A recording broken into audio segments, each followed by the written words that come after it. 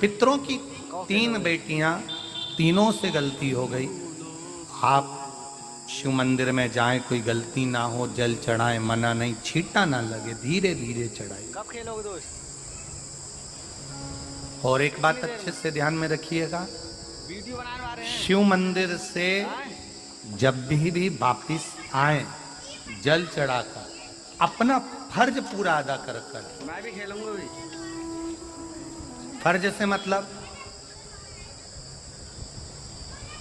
जब शिव मंदिर से वापिस आए, जो पत्ती, बेलपत्री, फूल शिव जी पे चढ़े थे वो नीचे शिवलिंग पे से नीचे गिर गए हों।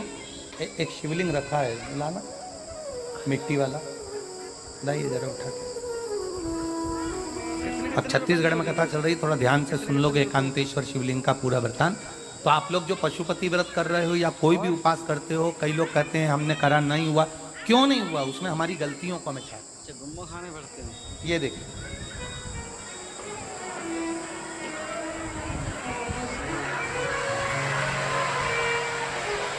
अब जैसे ये शिवलिंग रखा है, आपने जल चढ़ाया, अब जल आप यहां से चढ़ा रहे हो तो धीरे धीरे धीरे धीरे चढ़ाएं, जिससे छींटे बाहर ना, यहां तक छींटे रहे ना, जलाधारी तक चलेगा, बाहर ना गिरे।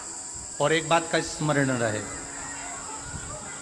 यदि बेलपत्री, फूल, पत्ती जल चढ़ाने के बाद ये सब अगर नीचे गिर जाए, जलाधारी पर गिर गया या नीचे उतर गया, तुम्हारा पूरा जल चढ़ जाए, तुम्हारे पास में चंदन नहीं है, अबीर नहीं है, गुलाल नहीं है, कुछ भी नहीं हो, तो भी अपने हाथ की 3 उंगलियों से रेखा 3 खींचकर और फिर जो माला आदिकादिक भगवान की रखी थी उसी से भगवान का वापिस पूरा श्रृंगार कर कर फिर वापिस आइए, भगवान को पूर्ण श्रृंगार।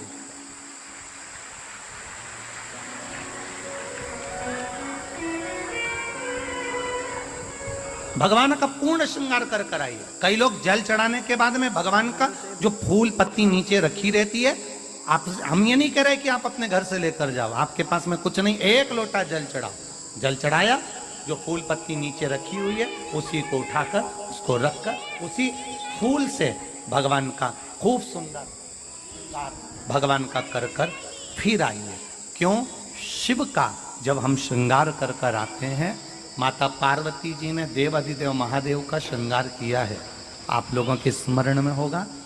राम जी ने माता जानकी का श्रृंगार किया है। रामचरित सुनिए कथा, रामायण सुनिए, आप लोगों ने रामायण सुनी होगी, तो उसमें माता बैठी हैं शिला के ऊपर और भगवान राम उनका श्रृंगार कर रहे हैं। एक कौवा आता है, वो चोंच मार कर जाता है, ये सारा वृत्तांत आप लोगों ने श्रवण किया है। तो राम जी माता सीता का श्रृंगार करते हैं, भगवान कृष्ण राधा जी का श्रृंगार करते हैं। केवल एक देव अधिदेव महादेव की कथा ऐसी है जिसमें पार्वती जी शिव जी का श्रृंगार करती है। शिव का श्रृंगार किस लिए? क्यों? कहा जल चढ़ाने के बाद वहीं पर पड़ी हुई पत्ती से, फूल से, जो चढ़े हुए फूल हैं, चढ़ी हुई पत्ती है, चढ़ा हुआ निर्माल्य है, जो भी शिव जी का है, उसी को धोकर वापिस भगवान का श्रृंगार कर कर आना चाहिए। किस लिए? कि हे भोलेनाथ, जब मैं इस संसार सागर से जाऊं, अखंड सुहाग लेकर पूरी श्रृंगार कर कर इस धाम से जाऊं, ऐसी कृपा बना। जो पढ़ाओ, जो पढ़ाओ, चंदन नहीं है, हाथ से चंदन का स्मरण होना चाहिए।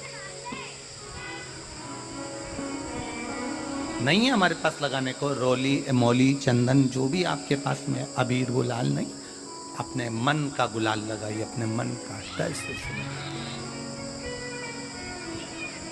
दिल से रिझाने का प्रयास। ले जा बाबू, ले जा, दिल से चढ़ाइए। और जब भाव से, दिल से आप आनंद के साथ देव अधिदेव महादेव का आप पूजन करो, उसमें गलती ना हो। गलती। हम शंकर जी को जल कहां बैठ के चढ़ाते हैं?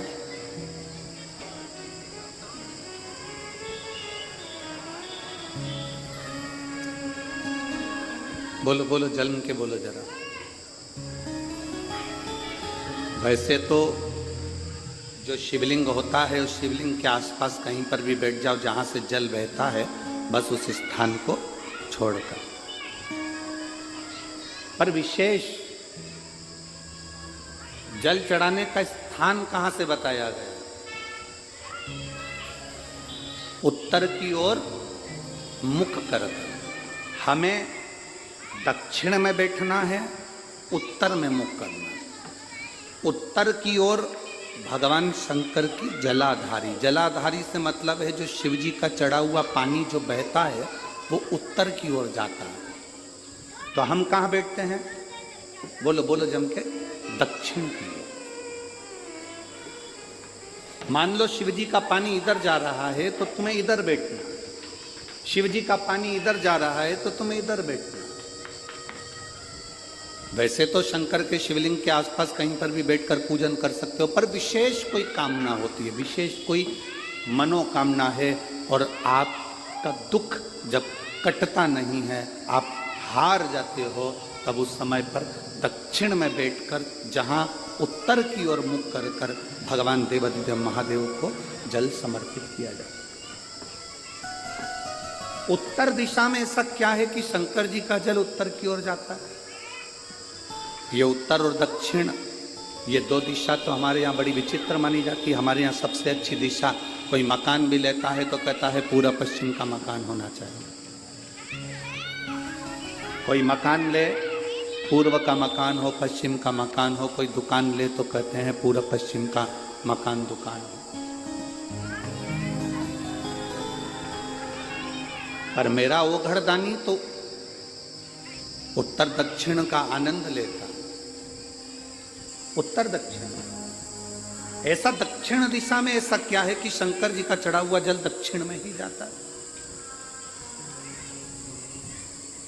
यहां तक शिव महापुराण की कथा कहती है, मान लो आपके घर में छोटा सा शिवलिंग है, आपके घर में छोटा सा शिवलिंग है, उस शिवलिंग को आपने थाली में रख लिया। थाली में रखने के बाद, गूंज रहा है आवाज, थाली में रखने के बाद उस थाली में शिवलिंग को रख लिया, आपने उसको स्नान कराया। थाली में भी अगर शिवलिंग रख रहे हो तो उस शिवलिंग का जो दिशा है वो उत्तर की होना चाहिए। भले आप मंदिर में पूरा पश्चिम में बैठे हो, आपके घर का मंदिर तो पूरा पश्चिम में ही होगा। आपके घर का मंदिर कहाँ होगा? पूरा पश्चिम में। पर शिवलिंग की दिशा कहाँ रखना है? उसकी जलाधारी की दिशा कहाँ रखना है? जम के बोलो जरा, उत्तर में। आप मंदिर में पूरा पश्चिम में बैठो, आपके घर के मंदिर में आप पूरा पश्चिम में बैठ के पूजन करो, क्योंकि आपका मंदिर पूरा पश्चिम ही होगा। ऐसा कोई घर नहीं जिसके घर के अंदर मंदिर पूरा पश्चिम में नहीं है। आप पूरा पश्चिम में बैठो, पर शिवलिंग को थाली में भी रखो तो उसकी जलाधारी उत्तर की होना चाहिए। आपने अगर स्नान कराया है, शंकर भगवान के शिवलिंग का जल जो आप लेकर जा रहे हो विसर्जन करने के लिए, शिवलिंग का चढ़ा हुआ पानी जो भगवान को हम घर में स्नान कराते हैं, भगवान को घर में नहलाते हैं, स्नान का जो जल होता है उसको हम ले जाकर जब वृक्ष में डालते हैं, उस समय पर शंकर का घर में चढ़ा हुआ जल जब हम ले जाकर उसको डालते हैं वृक्ष में, अगर आपका ध्यान उत्तर की ओर है, आपका मुख उत्तर की ओर है, भले आप जल डाल रहे हैं पर मुख यदि आपका उत्तर की ओर है तो आपकी मनोकामना पूर्ण होती ही है, ये निश्चित है। मित्रों, अगर वीडियो अच्छी लगी हो तो वीडियो को लाइक करें, शेयर करें, कमेंट करें और अगर चैनल पर पहली बार आए तो चैनल को सब्सक्राइब करने के बाद बेल आइकन दबा दें ताकि आने वाली वीडियो की नोटिफिकेशन आपको तुरंत मिल जाए। वीडियो देखने के लिए धन्यवाद।